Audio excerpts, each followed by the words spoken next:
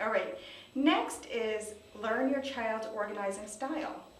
This is the most important. So even if all the other 9 don't happen, if you just take the time to learn your child's unique organizing style, you'll be so ahead of the game.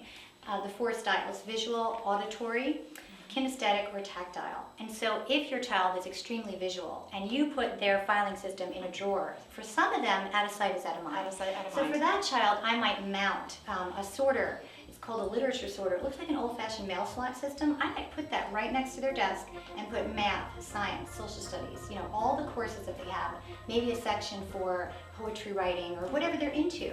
And if it's there and it's visual, they might see it. Another thing for a visual learner would be color coding, so the different subjects have different colors. But if someone is, let's say, kinesthetic or tactile and they like to touch things, then you might go with something that feels better in their hands. So use their organizing style and bring them with you. A lot of parents do a disservice to their kids. They pick up the backpack, they pick up the school supplies, and I know it's easier, but the problem is that's not what the child would intuitively have chosen, and so then there's a disconnect with their school supplies. Right. And I had actually thought about it this year. I said, Okay. maybe I'll go school supply shopping without them to make it easier. It is but easier. It didn't happen. Right. But it didn't happen. And you're right. They pick the backpacks they want. They know even right down to the pencils. They do. So. Exactly. Good. That's great. All right. Next is get the right school supplies for your child. This is, again, going along the lines of not only choosing the school supplies that make sense for the kids, but that make sense for the school and the classroom and the teacher. And so when those teachers send out the list that say, buy this type of notebook, listen. Unless, again, it's completely not what your child needs in terms of organizing style, and then you can call the teacher of the school and say, my child really works better with this type of system. But when a teacher is saying that they want to use a binder system and everyone else in the class is using a binder system, and then your kid shows up with a spiral notebook, maybe that's not going to transition well into that classroom. So get the right school supplies. And that goes all the way up to college. I just finished working with a college student going back for the semester, and he went online, because everything's online now, and got his syllabus and all his syllabi for all his classes and all the school supplies and the way that those teachers teach. And some of them might say bring a laptop, and others might say bring a 5-subject notebook. So find out. From kindergarten to college. From Well, I guess kindergarten to preschool, I should say. Yeah, it's amazing. It's amazing. Although I don't think in preschool, I don't think they're using notebooks yet. But yeah, it's amazing. All right, next is set up a filing system for your child's school papers at home.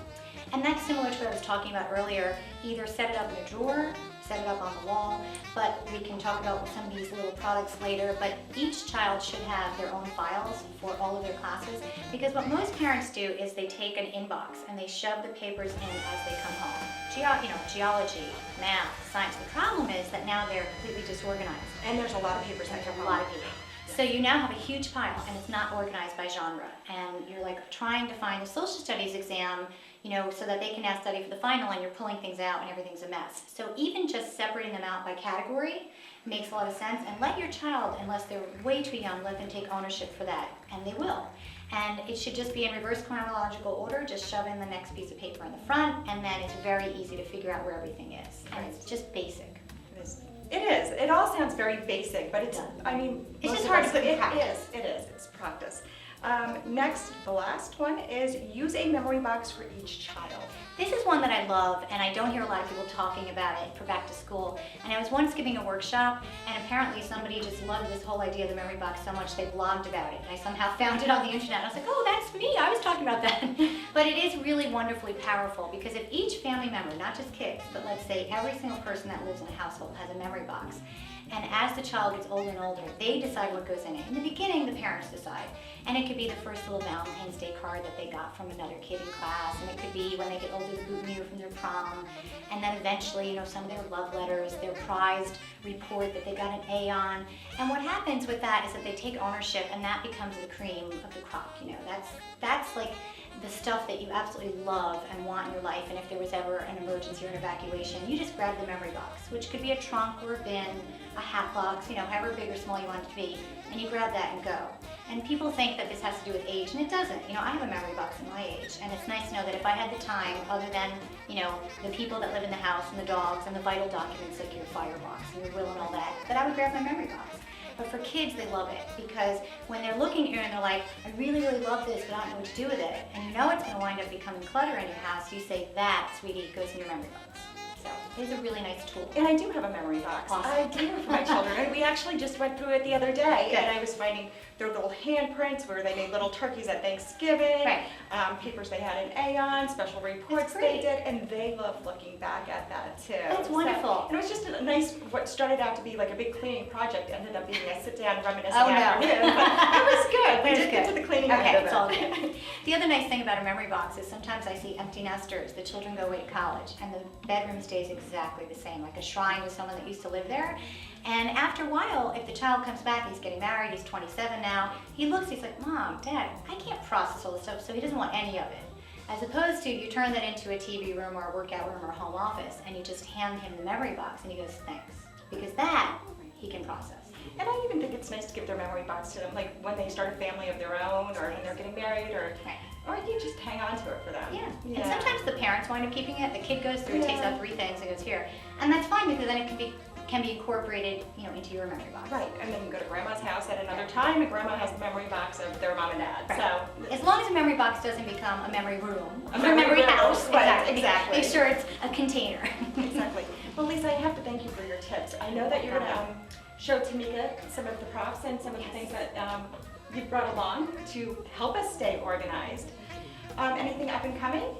For organizing, I have lots of wonderful things coming up. I did just launch a new blog. It's decidetobeorganized.com. I'm really excited about it. Decidetobeorganized.com? Decide, and it is the letter T-O, and then B-E, decidetobeorganized.com. And it's a wonderful place for me to share ideas, articles, tips, advice, musings. And what I like about it is it's interactive. So people leave me comments, and they let me know, the impact of my words and what they're experiencing. I also offer a lot of teleclasses. So if people go to my website, which is lmorganizingsolutions.com. Is it lmorganizingsolutions.com. Okay. And if they go there and they click on products and resources or speaking, they can take a look at all the upcoming teleclasses. So Oh, perfect. Great. it's a nice way to learn, especially if you're an auditory It learner. is. All right, and let's take it over to the table now, because I Great. know that you were going to show us some of the ways to stay organized, or some of the tools we should have to be Absolutely. organized. Good. And actually, at this time, I am turning it over to Tameeka, so I Thank will leave you and Tameeka. But Thank thank you you so so much. much, Lisa. Thank It's you. great to Awesome. see you. Good to see you. Welcome back everyone to The Path. I'm here with Lisa, the professional organizer of the Hudson Valley and around the world. Hi Lisa. Hi how are Tameeka, you? nice to see you. Nice to see you too. I hear that you're going to help us get organized for all of us back to school parents that are really dreading going back to school and getting ready for the kids. So I hope you can help me and help everyone else. that needs Absolutely, you. that is my goal. And everything that I'm going to show you today can be bought at your regular Office Depot, Staples, or any other local Okay. stationery store, which is great. That's good. And what I'm going to do is show you a few props and tools that you can use at home, whether you have kids or not, to be honest. Some of these are wonderfully kid-friendly, but a lot of these are adult-friendly. And this one is one of the most basic organizing tools. We call it the inbox tier system. And what a lot of people will do is keep the top for your inbox that's on processed paper. Right. The next one could be for action, things that you have to call about or Okay. do or forms to fill out. Right. Then you can have a section for to read, all the newsletters and little inserts from the PTA that you're getting. Okay. And the bottom one could be your to file. Those are things you know you have to keep long term. Okay. And another quick little thing is that a lot of kids work well when they can see inside something. Right. So clear works well, and the other nice thing about all of these, they come in different colors, is that these don't get ruined in a backpack. A regular file folder oftentimes is too flimsy, but these will keep things, and if something spills on it, like a juicy juice. So we were actually packing these away in the backpack? You could, absolutely. These could be portable little files. Sure, okay. And it could be like a shuttle folder where you bring homework to school, take it out, and then bring it back. Permission slips can go in here. Or you can use these to just keep at home, to keep school numbers and call lists and Right. things like It that. does make a lot of sense because it's plastic, like you said, spill proof. Right. And So most that's people great. buy the manila folders, and the problem with them Right. is they get ruined. These folders I love. These are just gorgeous, they're very stylish, and another nice thing is if you are a parent, there's no reason your back to school thing at home has to be ugly. You know, Right. why can't it be pretty? Why can't the file folders look like this and be stylish? And a lot of these come kid-friendly. At Container Store, for example, they Right. come with pink and white flowers, and so you could do all sorts of fun things and feel that, Tameeka.